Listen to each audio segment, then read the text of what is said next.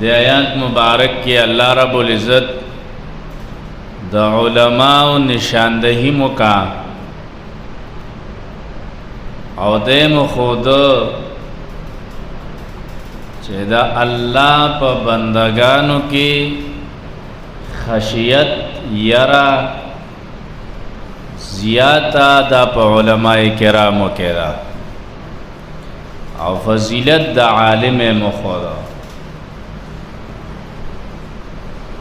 د آیات مبارک مقصد دا دی عالم هغه سړی دی چې هغه کې د الله یره زیاته چې څومره د الله نه زیات یریږي هغه نه لوی عالم دی څومره د الله نه کم یریږي نه وړوکی عالم دی اصل علم دا دی چې د سړي په زړه کې خشیت پیدا شي یره د الله پیدا شي خشیت پیدا شي یره پیدا شي چې انسان او د انسان د ګناه ترمنځ د الله یره دا رکاوټ وګرځي د مخلوق یره نه د نسب او د عہده یره نه د دنیا د سوټکو یره نه بلکې صرف د الله یره پکې وي د الله نه خشیت پکې وي د الله نه خوف پکې وي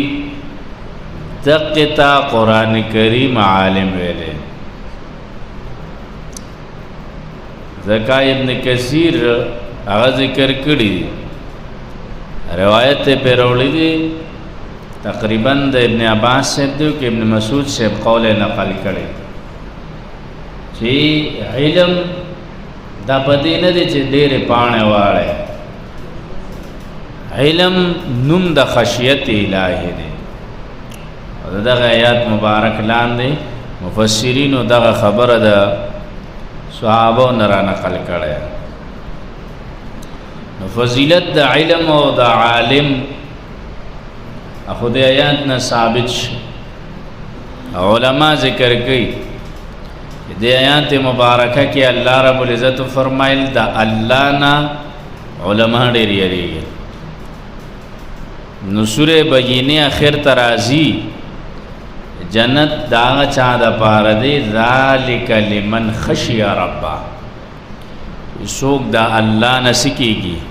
یریږي سوک دا اللہ نے یریگی جنت دا غد پارا ہے خوشو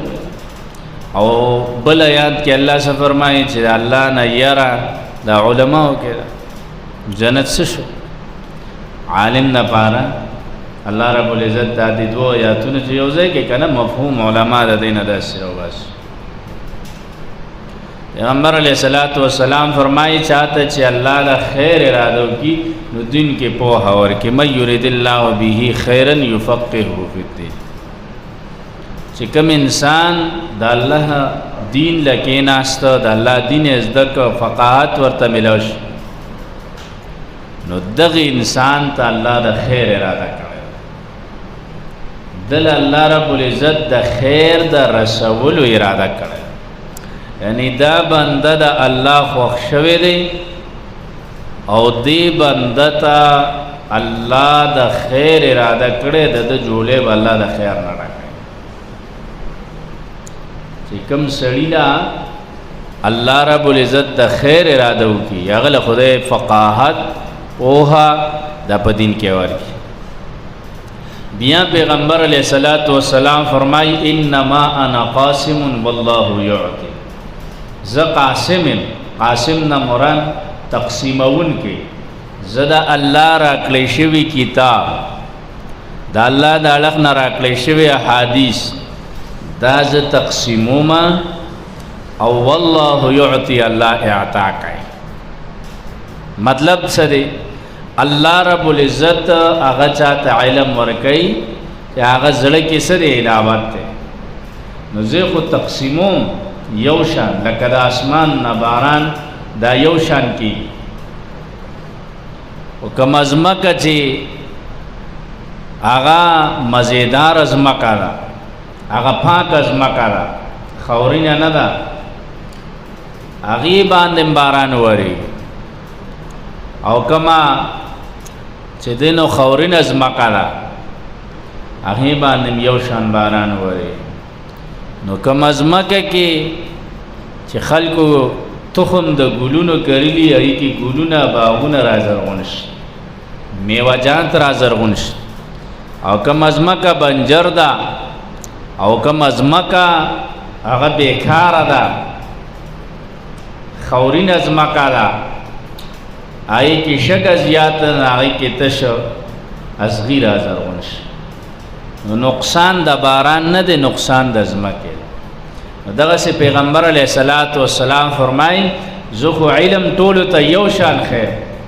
د الله راکړی شوي کتاب ټولو ته یو شان خیر. چا وله زړه کې ډېر ځای ورکړه هغه ته به ډېر میلو شي، اعطا به ورته الله ډېر وکړي، او چا ورله لږ ځای ورکړه هغه ته به لږ میلو شي. دغرنګې رسول الله صلی الله علیه وسلم فرمایي دا خلق چې دي دا معادن الذهب دي، معادن دي که معادن الذهب والفضة، دا کان دی پشان د سرو زرو د کان او د سپینو زرو د کان. خيارهم فی الجاهلیه خيارهم فی الاسلام، غوره په جاهلیت کې او غوره په اسلام کې خو اذا فقهو کله چې دي ته فقاهت په دین کې میلو شي. یعنی دا حدیث مطلب دا دی چې اسلام د چا مرتبه نه خرابوي، اسلام سره مرتبه نه خرابېږي، اسلام سره عزت زیاتیږي، اسلام سره رفعت قدر کرامت شرافت عظمت رفعت زیاتیږي. پیغمبر علیہ الصلوۃ والسلام دام فرمایلی دی لا حسد، حسد نشتا فی اثنین، لا حسد الا فی اثنین، حسد نشتا مگر د دوو بارو کسانو بارک. اگر چې علما دې ته غبطه وای،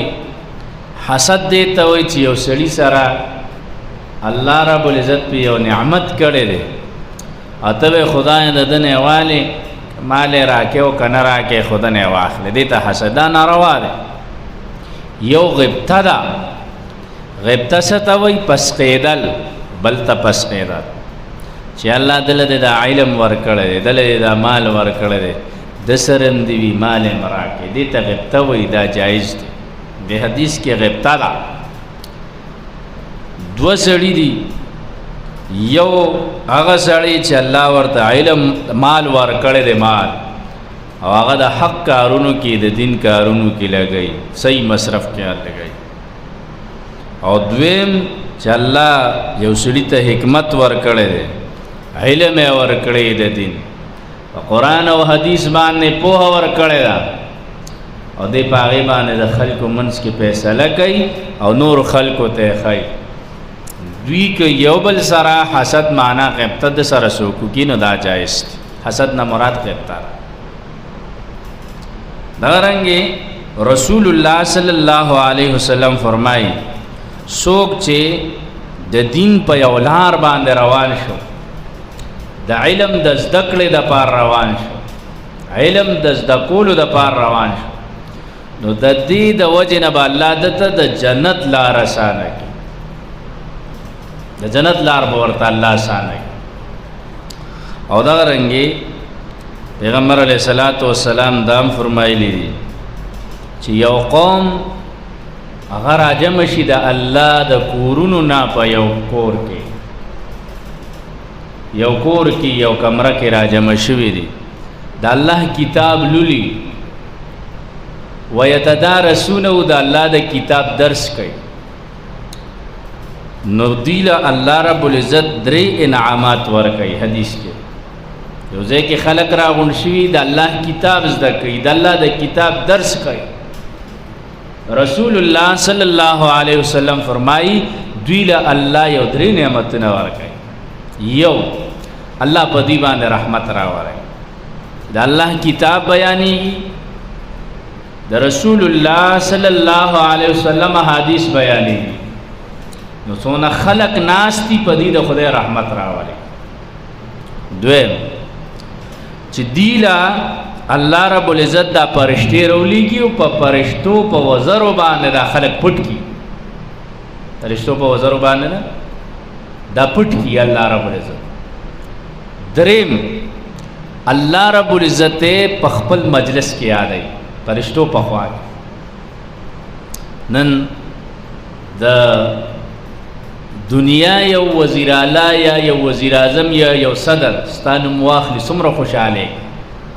یاره زمانو مې اغسته مړه دا پرېدا دا خو غټه خبره که اخبار کې د چا نوم راشي لکه د پلان کې صاحب نوم په سرخه کې راغلو خبرونو کې واز سړی څومره خوشاله چې د الله رب العزت کتاب تناستی الله دې د فرشتو په ډله کې یادای. دا درې نعمت دي. یو سړی د الله د کتاب د پاره یو کمره کې یو مسجد کې یو حجره کې راغون شوی دی د الله کتاب لولي د هغه درس کوي نو فرشتي هغه په وزر راخوري کی. دویم رحمتونه پیراوريږي د الله رحمت ته پټ کی. دریم دا خلق الله رب العزت خپل مجلس کې یادای بر د فرشتو مجلس کې په فخر کوي. فرشتو ته وای چې خلق تاسو وي اے فرشتو تاسو وي چې دا مخلوق ما پیدا کوا دا وګوره ما دې د پاره پیدا کړ. او بیا رسول الله صلی الله علیه وسلم فرمایي کم سړی چې عمل رستو کې دی نسب نشي مخکې کوله یعنی دا عمل د وجه نه یو انسان هغه رستو شو درجه ښکته شوه د دې په نسب نه مخکې کېږي سړی په عمل مخکې کېږي. خپل علم باندې څومره عملي هغه نه انسان برز. تاسو دا علما ګوره ټول علما او دا کوم علما چې د دنیا نه لاړ شي او بیا مو پسې زړه خوږېږي د دې په علم عمل د دې په علم باندې عمل. دا علم سره سره عمل ضروری دی. زموږ یو استاد غیبوي علم د معلومات نوم نه دی علم نوم دی چې ستا معلومات معمولات وګرځي. ستا خبره معلومات نوم علم نه دی مطلب دا نه چې تا ته ډېر معلومات ته ډېر حدیث درته یاد دي د دې نوم علم نه دی. اصل کې علم دا تا چې زده کو چې دا خپل معمولات وګرځي. معمولات معنا دا ته عمل کې راوړي زندګۍ کې راوړي نوم د دې دی علم. نو رسول الله صلی الله علیه وسلم فرمای الله رب العزت رسول الله صلی الله علیه وسلم په خپل باندې دا خبره مونږ ته رسول چې کوم سړی عمل رستو کو د عمل د وجه دې رستو پاتې شو په نسب نه مخکې کی. د نوح علیه السلام خزب جهنم تز د لوط علیه السلام خزب جهنم تز د نوح علیه السلام زوی کنعان به جهنم تزي د رسول الله صلی الله علیه وسلم تر ابو لهب جهنم ته بس. دا خلاصه کې د رسول الله صلی الله علیه وسلم غتر چې هغه سره تقریبا 3 کاله په شعب ابي طالب کې سخت تیری کړي لوګي نارې تیری کړي چې ایمان پکې نو هم جهنم ته. علي سے بارک راضي پیغمبر علیه الصلاۃ والسلام یو ځل ناستو چې ابو طالب وفات شو دا علي سے پلارو نبی علیہ الصلوۃ والسلام تراوی اتر د وفات وی خزه اذهب پواره ته چرته خوره په واچو که ایمان خو راونول چې جنازه په ایمان خو راونول چې ویلم بس درته خوره په واچو. او دام حدیث کې را دي چې د ټولو نه کم عذاب په جهنم کې دا غچاوي چې د خپو په دې ګروتونو کې څوک دازه یادي او څوک دازه یادي په دې کې ورته د اورس کروټه کې خودش د ټولو نه کم عذاب او داغه د وجه نه بل د دماغ داسې خټ کیږي لکه کټوي چې څنګه خټ کیږي وې دې به وی چې زمانه سخت عذاب د بل چا نشته حالانکه د ټولو نه کم عذاب ده. وی دا ابو طالب روایت کې دا راځي چې دا ابو طالب. نو رسول الله صلی الله علیه وسلم فرمایي چې عمل مخ کې نه کې نسب دې نشي مخ کې کوله نسب دې چری نشي. دا تشتمی سپاره اخر مخ کې راځي الله رب العزت فرمایي د نوح علیہ السلام د لوط علیہ السلام خزه به جهنم ته دا به جهنم او د فرعون خزه و جنت ته دا متشتمی سپاره اخر کې شته. دغه رنګ پیغمبر علیه الصلاۃ والسلام فرمای الله رب العزت ان الله لا يقبض العلم انتزاعا من العباد. الله رب العزت دا علم داسې نه قبض کوي د خلقونه چې خلق او علما ژوندي او زړه نه ولا علم وبس، ولكن يقبض العلم بقبض العلماء. لیکن علم الله رب العزت په قبض د علماء هغه قبض کوي. یعنی الله داسې نه کوي چې علما ژوندي او زړه نه ولا علم وباسي، نه، علم چې قبض کیږي، علم چې ختمیږي نو دا به داسې ختمیږي چې نیکان علما لوی لوی علما به شهیدان شي، ختم بشي، دنیا نه بلان شي. چې غټ علما لاړل، علم خاوندان د دنیا نه لاړل، نو پیغمبر علیه الصلاۃ والسلام فرمایي خلق به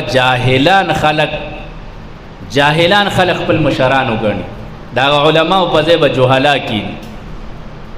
نو دا غینه به د مسلو تپوس کوي، اب په مسله نه پوهیږي، نو دا عالم بخپلم دا سړی بخپلم گمراه شي او نور خلق رمضان سره گمراه کی. اخر زمانه بارک کې پیغمبر علیه السلام دا مخ کې سور لسو کاله مخ کې فرمایلی چې علما به د دنیا نه وفات شي، دا غ جانشین به پاتې نشي، خلکو کې به د علم طلب پاتې نشي، خلق به د دین کار د علم کار یو پزول غونته شي غني، دې اړخته به توجه نه کوي. جمعات له خبرازي منزله برازي رسمونه د دین به ادا کوي، لیکن علم به وسرنی نو پاغه مسله باندې به جاهل سړی راشي. چې جاهل سړی راشي هغه نه به مسلې تپوس کې لغونه ورزي، بغیر علم به د مسلې تپوس جواب ورکړي، دیم تبا واغم ځان سره تبا.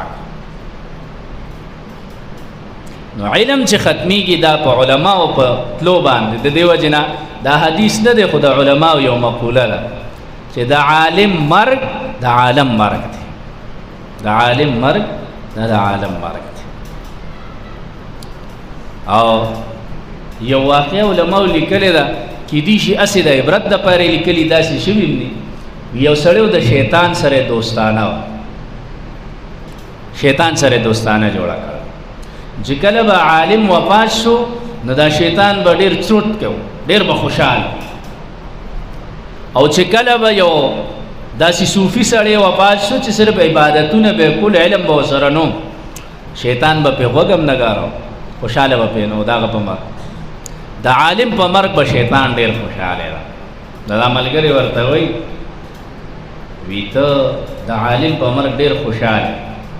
او چې کله داسې یو صوفي سړی وي چې علم ورسره نو صرف عبادتونه کوي، د هغه په مرګ نه خوشحاله.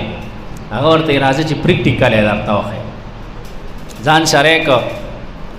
یو بزرگ سړی و علم ورسره نو، ځان بولیدان ته ناست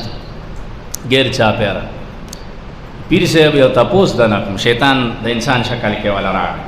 وی تپوس د نه کوم دا ټول دنیا الله اگے کې راغونډول شي، د چرګي اگے اسړي شکو را پاسې د ملګری ته وی وره، شیطان ورته وی د د پاول سپارم عقیده نشته، ان الله علی کل شیء قادر. الله برش قدرت ول پدیم قدرت والے چې انده کې دا ټول دنیا راغونډه کې خپل شکو کو، کم خلق ناس د غم ځان سره خطا کا. بیا راغی یو عالم ته هغه درس ورکو، طلباء سره ناست، هغه ته وی وی دا ټول دنیا، دا شیطان ورته دا ټول دنیا نه اگے کې راغونډول شي، هغه خور بس اولو خان دې قمقل تا ګوره ته اگے یادې الله د غنم دانه کې مرا غونډول شي، ته ول اگے د غنم دانه کې ان الله علی کل. شیطان ورته وګوره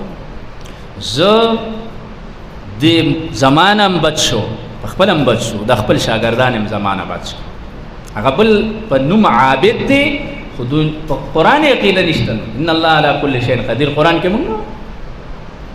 وی ذکر عالم په مرګ ډیر خوشاله، چې عالم د دنیا نه لاړ شي زه به ډیر خوشاله یم. عابد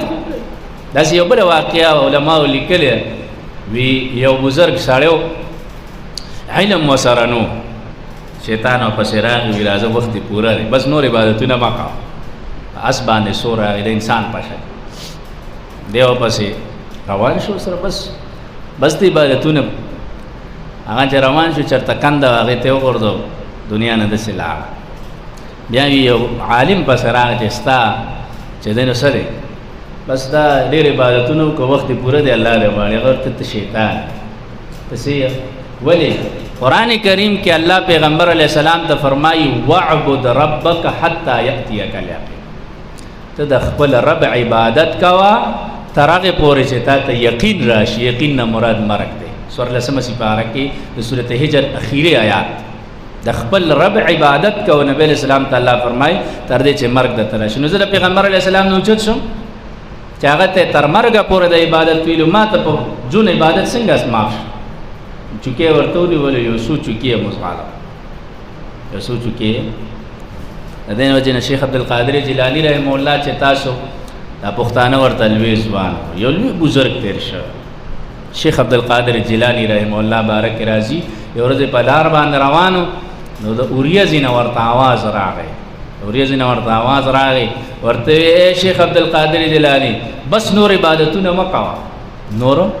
عبادتونه مکوا بس تا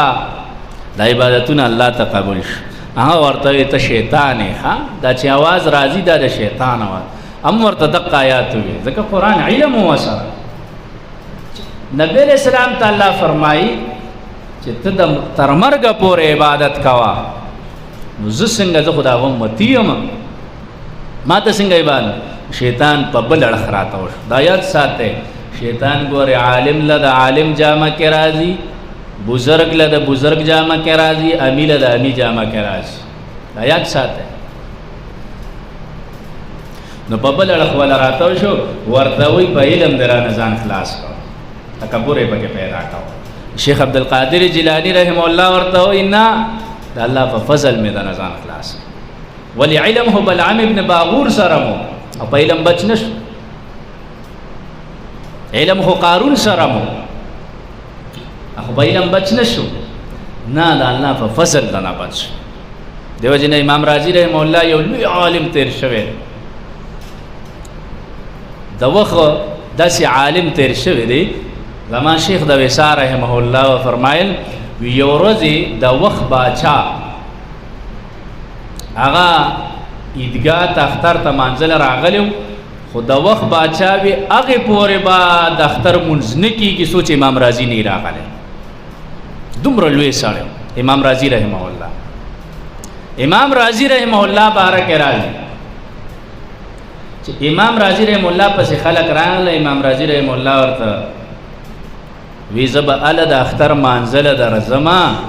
چې باچا د خپل گاڑی هغه وخت کې داغي گاڑی دو چې اسونو باندې یو مزیدار غونته ټانګه به ولا جوړه کړو د باچاهان چې باچا په خپل ما پسې دغه د باچاهان او ټانګه راولي ما پکې کینو په خپل به دا گاڑی چلای واګي بد سره یعنی دې به زما ډرایور امام رازی رحم الله بارکی داغه عقیدت باچا باندې دوم رضیات باچا زبردست موقع لاړ د امام رازی کوسی ته ودرېد امام رازی رحم الله روچته ک او په دغه کې کینو هغه گاڑی کې کینو او باچا اس هغه واګي لاس کې نیولې درایوس باچا ورته وی امام رازی ته خدا سے سړی نه وي دا ما سره دا ټوکه ولې وکړه هغه ورته یو کال پس چې تراشي ان شاء الله د دې پیدا بدلته وای ان شاء الله هغه ورته صحیح کال چې اختر منزل راتله چې وی کته جماعتونه ټول ډک دي مشران هم ناشتي سپینګری هم ناشتي بوډاګان هر سړی قران د کولو ته ولی خلق ذهن کې دا خبر راغله چې علم د رسول الله صلی الله علیه وسلم چا سره باچا یخپول راځي ته زما د رسول الله صلی الله علیه وسلم ما دا نه چې تکبر کاو دې د پاره مې پتا دا کارو کو چې د خلکو کې د علم چرچا زیات شي نو امام رازی رحم الله بارک رازی دا د منطق لوی امام تیر شوی او تفسیر کبیر لیکل هغه د تفسیر بارک رازی چې هغه کله کتاب لیکو تفسیر امام رازی لیکو نو هغه د کور چھت خرڅ کړ بس دغه څه بوشه لرګي خرڅ هغه وخت کې پاڼه بالپین قلم اغوستل ګران دی واغسته. وی چې کله مې د قرآن کریم تفسیر برابر کو د وخت باچا زما قرضدار یم. دا د قرآن برکت. نن خو قرآن کریم بیانېږي موږ سره قرآن لټیم دی 15 منټې یاره دی وخت کې خو زه روټۍ خورم دی وخت کې خو زه نوزګار یم ستړی یم. د قرآن کریم برکت ده او د قرآن کریم د تفسیر. امام رازی رحم الله چې کله وفات کېده علما ذکر کی شیطان سره مناظره کړې ده. پزن کدن کې شیطان سره مناظره کړې ده. شیطان ورته الله منی ویاو په کوم دلیل؟ وی پدی دلیل باندې د منطق په دې دلیل باندې وی خان وی پدی دلیل خدای اعتراض راځي. شیطان ورته وایي پدی دلیل یو کم سل دلائل ورته امام رازی رحم الله د منطق وی منطق لکنن زبتا زدا ساينس وای عقلیات دلائل ورته وی پسلو وانو باندې شیطان اعتراض ہو. امام رازی رحم الله ورته آخر کې وی زه الله بغیر دلیل منم او دنیا نه. شیطان دومره لوی خطرناک شی دی دنه په علم هم نه بچ کېږي. خیر رسول الله صلی الله علیه وسلم سے فرمایي الله رب العزت علم داسې نه کوي چې د بندگانو د زړونو نه داسې وباس، بلکې علما چې وفات کی نیکان خلق وفات کی نو دې سره شي علم ختم شي. دغه رنګ بل روایت کې داسې راځي کثیر ابن قیس وی زه د ابو دردا صاحب سره د دمشق په مسجد کې ناست یو سړی راغی ابو دردا صاحب ته وی چې زه د مدینه الرسول صلی الله علیه وسلم نه یعنی د مدینه منورې نه ستا خواله راغلم دمشق ته نور سکار مینو صرف دې راغلم چې تا د رسول الله صلی الله علیه وسلم نه یو حدیث اورېدل چې ستا د خلی مبارک نه و ستا د خلی مبارک نه و. ناغا ابو دردا صاحب ورته ستا سبل حاجت نو نه وی زما ده وی خازه در توس حدیث ویم پیغمبر علیہ الصلوۃ والسلام نه موریدلی چې څوک د دین د پاره د دین د زده کړې د پاره یو لار باندې روان شون الله په دې د جنت لار آسانه او بیا ورته وی ملائکی چې دي د خپل وزر طالب ته پزما کوي او د عالم د پاره چې سمک او اسمان کې څومره مخلوقات دي دا ولر مغفرت دعاګانې کوي. دا ورته ابو دردا صاحب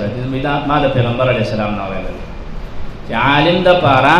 سمک او اسمان کې څومره مخلوقات دي دا ولر د مغفرت دعاګان تر دې چې میان دا په وبو کې او د غرنګې میګیان دا په سوډ کې دا د عالم د پاره د مغفرت دعاګانې غواړي. او بیا ورته وی پیغمبر علیہ الصلوۃ والسلام فرمایلی چې زما